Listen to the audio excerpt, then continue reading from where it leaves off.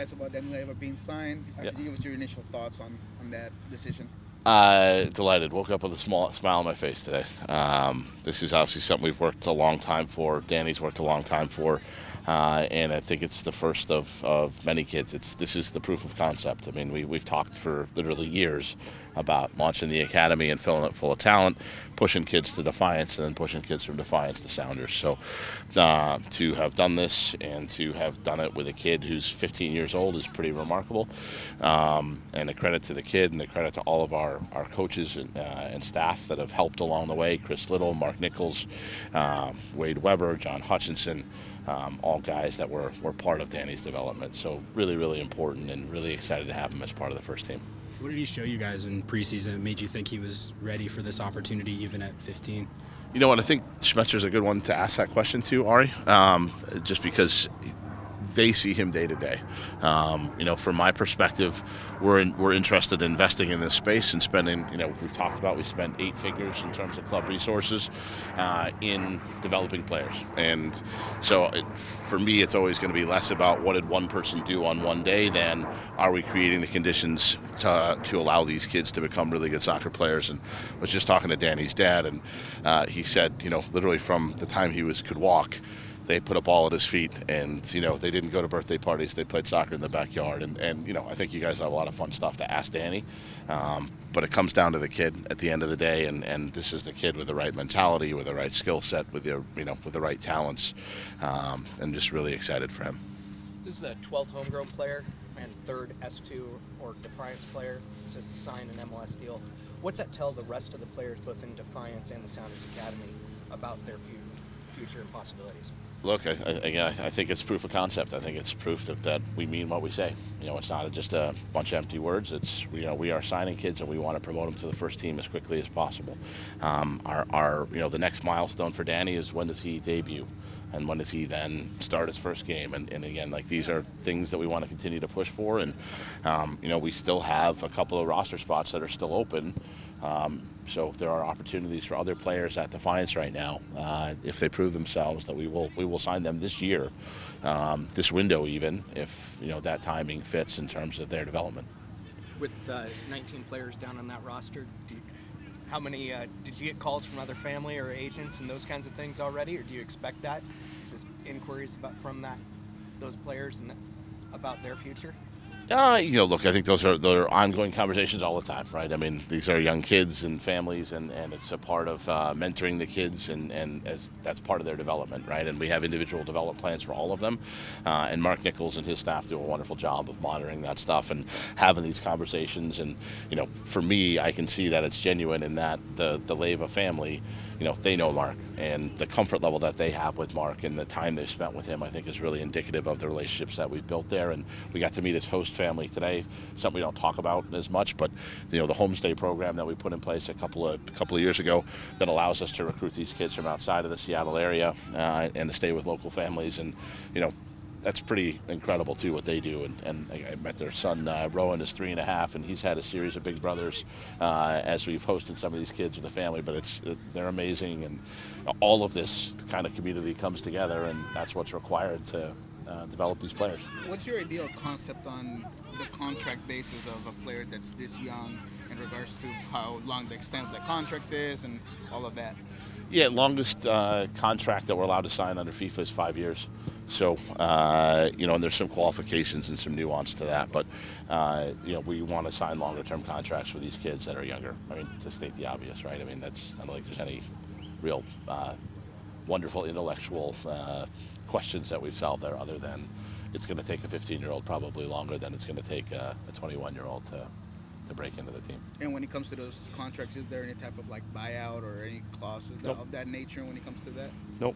Now we want these kids to come up first to the Sounders, and look, we want to prove that not just the Sounders, but in MLS we can develop players, and we can hopefully they all become superstars. We know that probably won't be the way it plays out, and for the ones that do or the ones that don't, we'll get offers for them along the way, and we'll sit down again with the kids and the families, and we'll say, do you want to be here, or you want to be there, and there's always hopefully an ongoing relationship, and that's something that we work together on.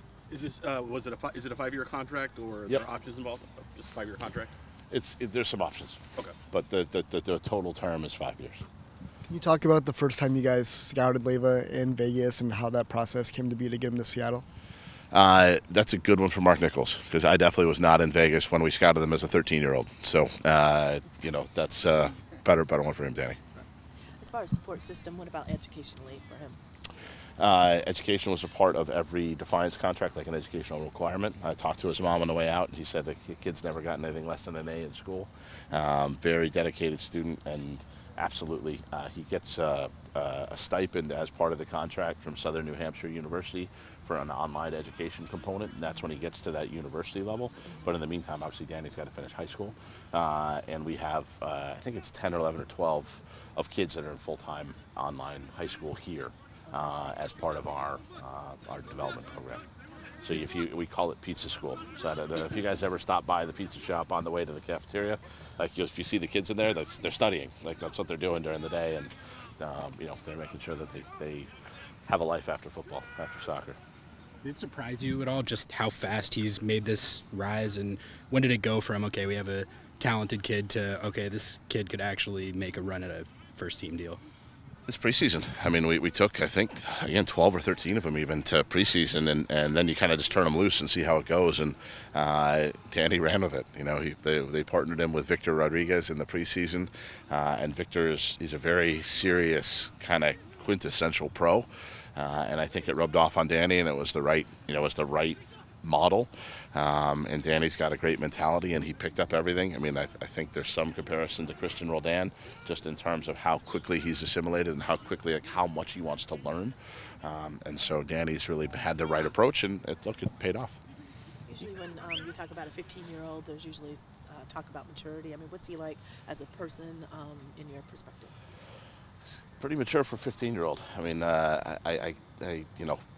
he'll talk to you. You guys will meet him. I mean, he's done some media stuff before, but you guys will get to meet him, and he's handles himself really well. He's very poised and very composed, and if you watch him play, he's very calm. I mean, he's a central midfielder, and there's kind of always chaos swirling around all those guys, but he's very calm on the ball, and he's very poised, and I think you see it when he talks to the media people as well. Don't make any scary faces at him. Give him a chance, but no, he's I don't think any 15-year-old is polished, but I think he's prepared, and I think he's ready for this, and I think he's been waiting for it his whole life.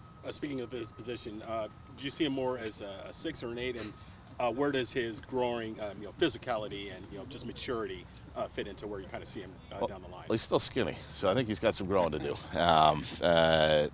and so I think some of that, the projection stuff. I think you're a fool if you try to sit at 15 years old and say, oh, he's going to be this for sure when he's 22. We don't even know what his adult body looks like yet. So what you're taking is the skill set of, he's a central midfielder, he has the technical ability to play there, he has the aerobic ability to play there, and then you kind of let it develop.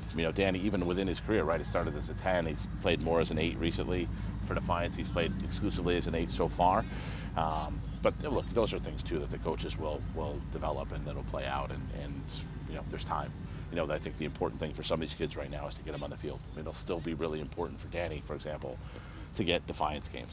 That it won't be just go on the bench and don't play, right? That doesn't accomplish any developmental purpose.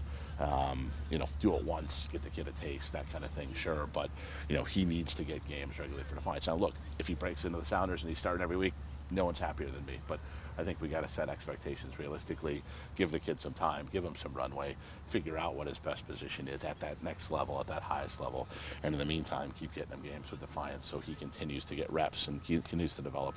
And the other milestone on his radar is he was the youngest kid called into the last U17 camp. There's a U17 World Cup this year. That could potentially be something that would be really cool for that kid going forward, and we have to be mindful of that in terms of his development and preparation, because to play in a Youth World Cup would be really amazing. You talked a little bit about being patient with him, moving slowly, and yet 2.5 years ago he was a 13-year-old in Las Vegas. Yeah. Is it kind of ironic that he didn't move slowly, no one was patient, like here he is as a pro? It's a great comment, Dave. I mean, and that's why I kind of don't want to put any guardrails on this, or don't want to pull the reins back. Like let the kid go. If he's this good and he breaks in, that's awesome. What I don't want to do is set an expectation that we're going to sign 6 15-year-olds and they're all going to start for us within a couple of weeks. It's Danny's special. I mean, there's a reason why he was the first one over the finish line. He's a special talent. He's the right personality. He's very poised and mature for his age, and I think each kid kind of has to make his own path, and they have to be there in their own time. And where you are at 15 is probably not indicative of where you are going to be at 19, and it cuts both ways, right? I mean, you can be really ahead, or you can be somebody that's maybe not so remarkable, but when you hit the 19, 20, and you have your full adult body, then it looks different. So I think it's that. I think there's not a one-size-fits-all. There have to be individual development plans, and look, we're cheering for Danny. We're going to support him. We'll let him go as fast as he can. So this doesn't kill his U17? Nope. No, it does not. He is eligible for the U17 World Cup. That's And a professional tournament. You encourage it too? As Absolutely. An organization. Absolutely. Yeah. I mean, the tournament we have before then is the Under-20 World Cup is coming up. We have Trey Muse in contention for that. Sam Rogers in contention for that. And then excuse me. Sorry about that. And then in the 17s, we have potentially half a dozen guys that could make it. But right now, Danny was in the last camp, and that'll be fluid a little bit. They just got a new coach, Coach Wiki, and he's looking at a pool of players. And the GA Cup, which is the premier kind of youth development tournament for MLS. We are in the championship round of that, and that takes place starting this weekend. We'll play 5 times, and that's a really good tournament. The national team coaches will be there evaluating our kids as well. And again, we believe we have more than just Danny that are prospects for that team, and so we'll see how we do at GA Cup, and hopefully those kids do well, and then they get further opportunities with the U17 national team.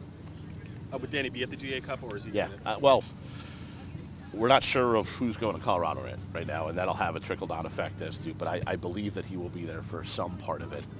That was the plan, but we got some guys banged up, so we'll see what happens in terms of who goes and who stays and what his role. I mean, they're there for a whole week, so I would imagine he gets there at some point, but we'll see. Well, there's a chance he could travel to Colorado? It's possible. I think literally those decisions haven't been made yet. The team flies, I think, at 3:30 today. So I mean, look, Danny's in the first group, so we'll let Coach Schmetzer make those decisions, and he probably knows more than me at this point. We haven't talked in the last hour.